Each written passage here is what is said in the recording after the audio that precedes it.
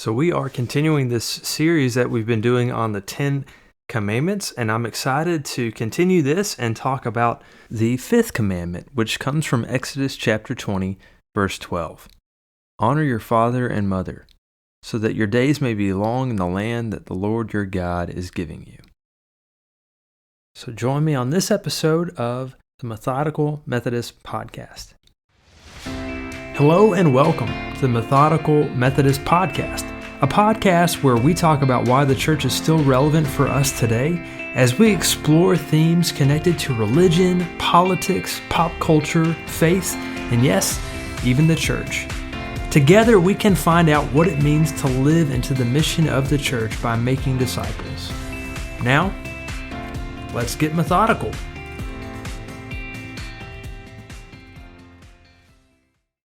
This fifth commandment is the first commandment that deals with human relationships, but it also says something about our relationship with God.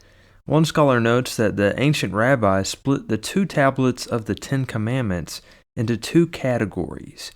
The first tablet contained laws that had to do with our relationship with God. The second tablet contained laws that have to do with our relationship with other humans. The ancient rabbis placed the fifth commandment on the first tablet, because for children, parents stand in the place of God. Our parents are the ones who give us life. They are essentially co-creators with God, who is the ultimate creator. In Genesis, humans were told to be fruitful and multiply. In Psalm 139, verses 13 and 14, it says, "For you created my inmost being. You knit me together in my mother's womb. I praise you because I am fearfully and wonderfully made. Your works are wonderful. I know that full well." Parenthood is a gift from God. Our parents teach us important lessons in life. Therefore, we are called to honor our father and mother. But first, we must ask the question, what does it mean to honor your father and mother?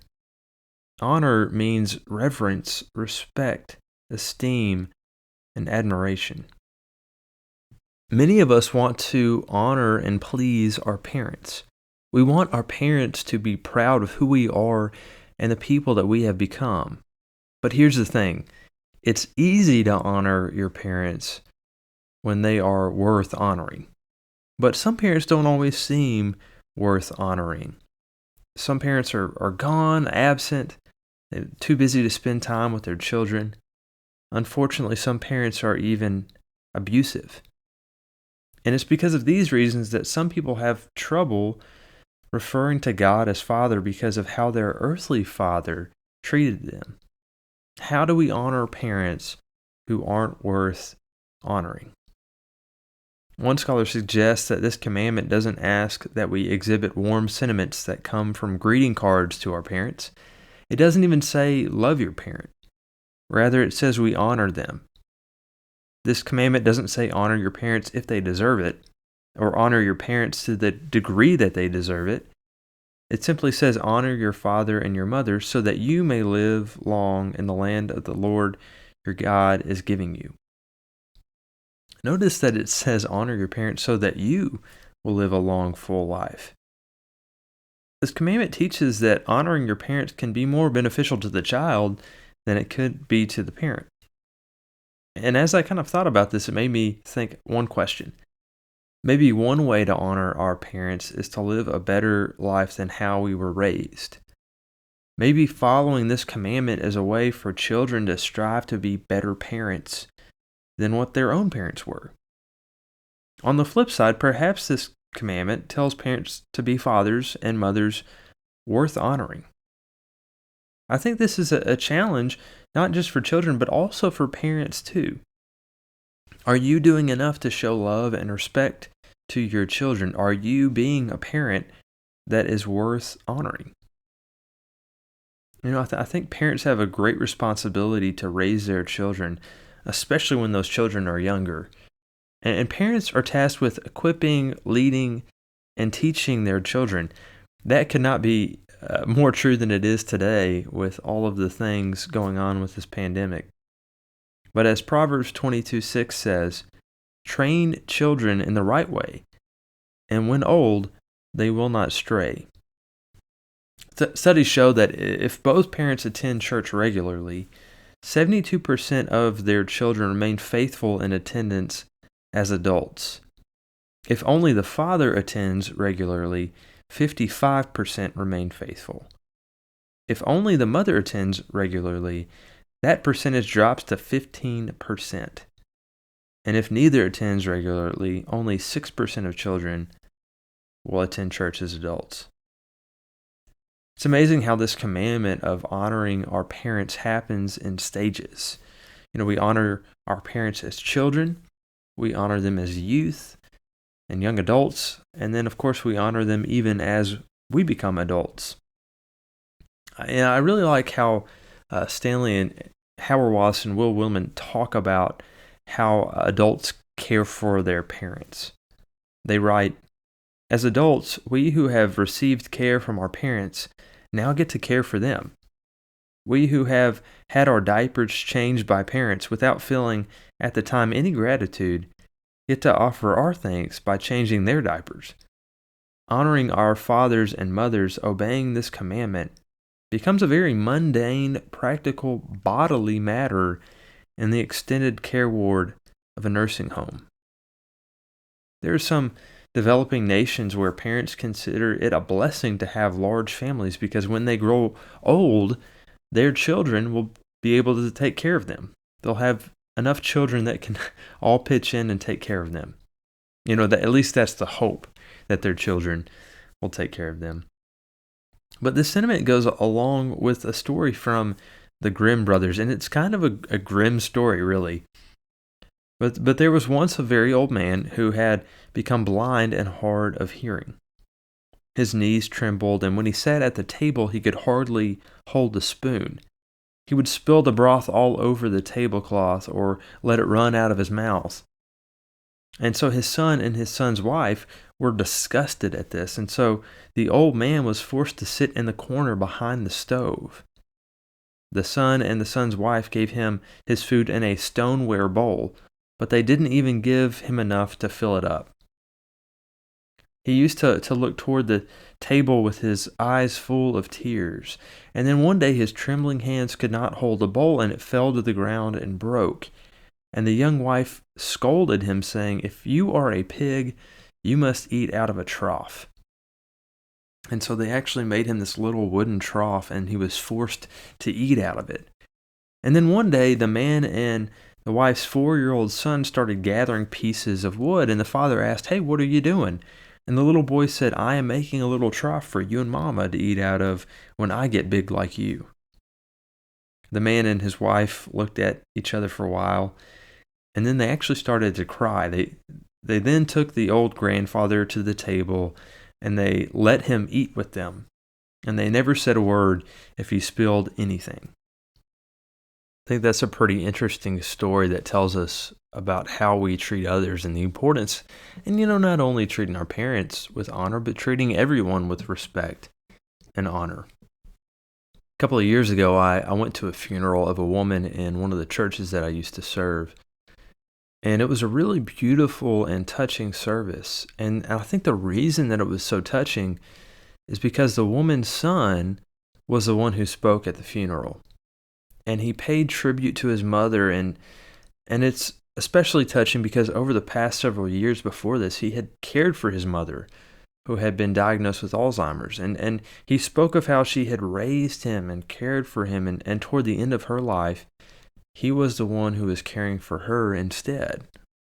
And he spoke of how he could honor his mother by continuing to live up to the person that his mother raised him to be.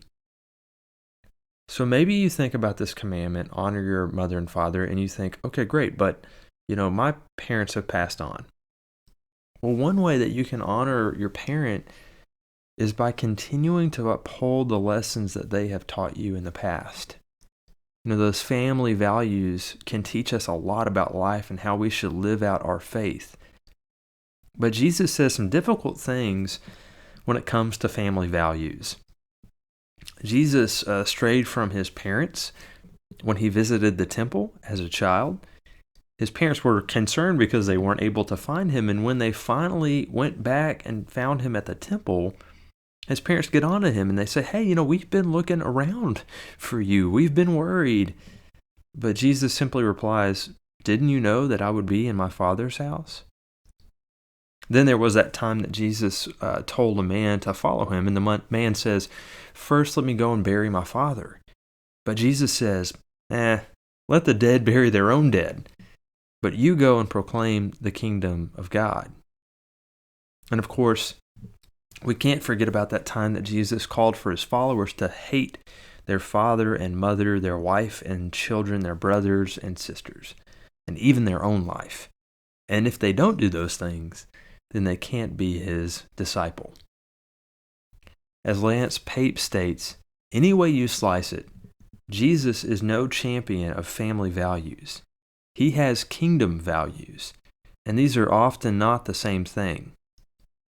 It's remarkable how many stories depict Jesus in conflict with his own family, or as a source of conflict in families. He insists that his followers prioritize the kingdom of God and God's righteousness. There's one particular story in the Gospels that shows Jesus' allegiance to kingdom values over family values.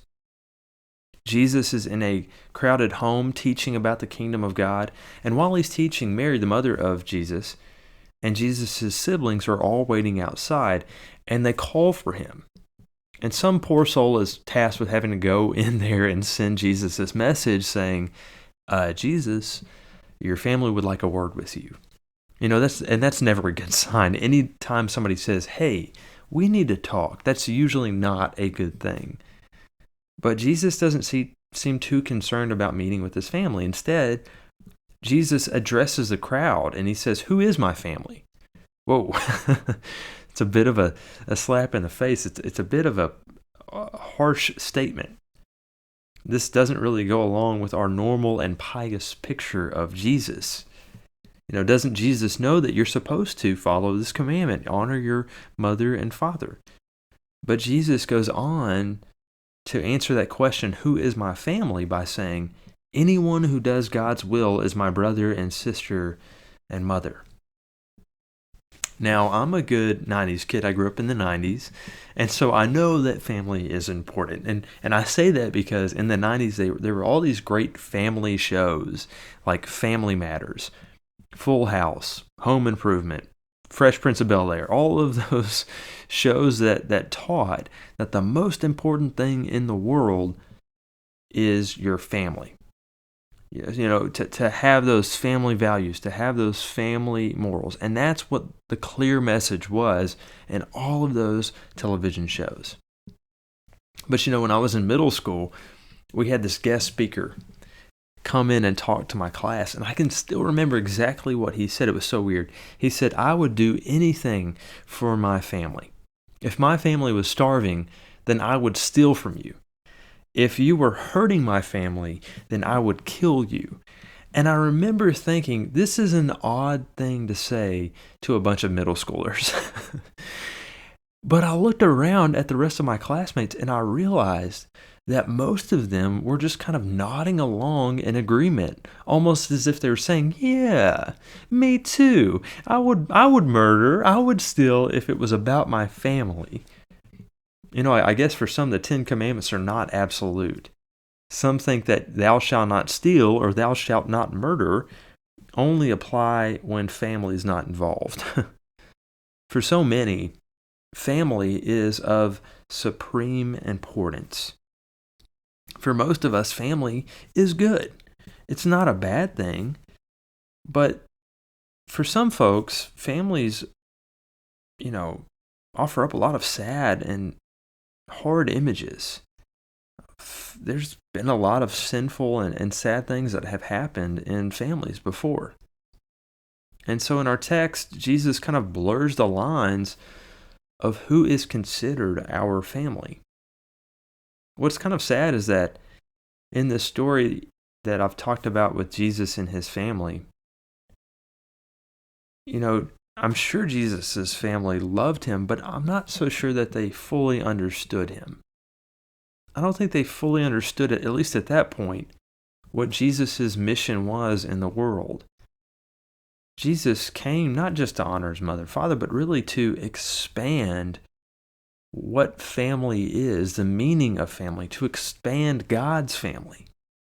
And he did that showing us that Jesus came to include all people.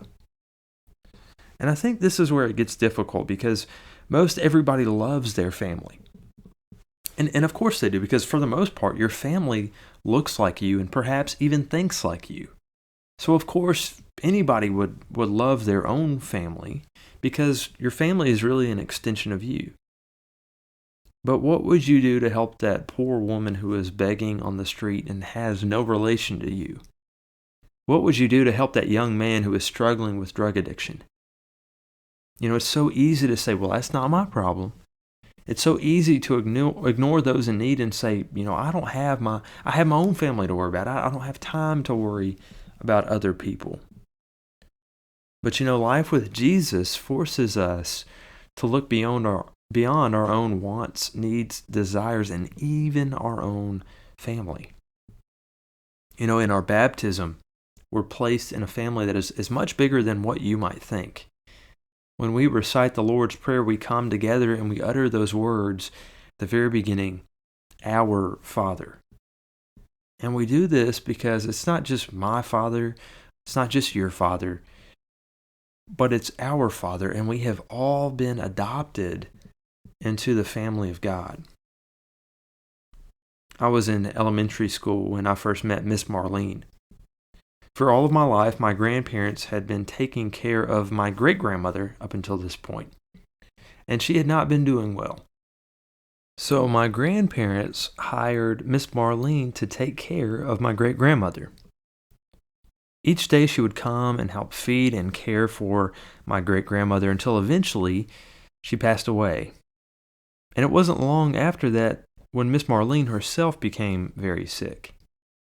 My grandparents did not hesitate to take her into their own home.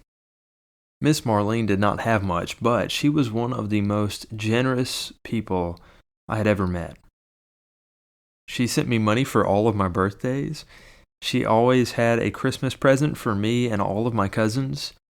She was kind and helpful and sweet, and we all loved her. Her own family had pretty much abandoned her. So when she died after a few years of being sick, it was my grandparents who paid for the funeral. And I can remember my grandfather wearing a suit for the first time in my life. I don't think I'd ever seen him in a suit before then. And he said, I don't wear a suit for just anybody, but I'll wear one for Marlene. My grandparents brought her into our family because they realized something important. We weren't related by blood, but we were related by Jesus. How can you be a family member to those who you are not related to by blood, but you are related to them solely through Jesus? God longs for us to commune together. We are told to honor our father and mother, but in the words of Jesus, who is my family? We are all members of God's family. Thank you for listening to this episode of the Methodical Methodist Podcast. If you have enjoyed this show, I hope you might consider heading on over to iTunes to subscribe, rate, and leave a review of the show. It is very much appreciated. And until next time, stay methodical.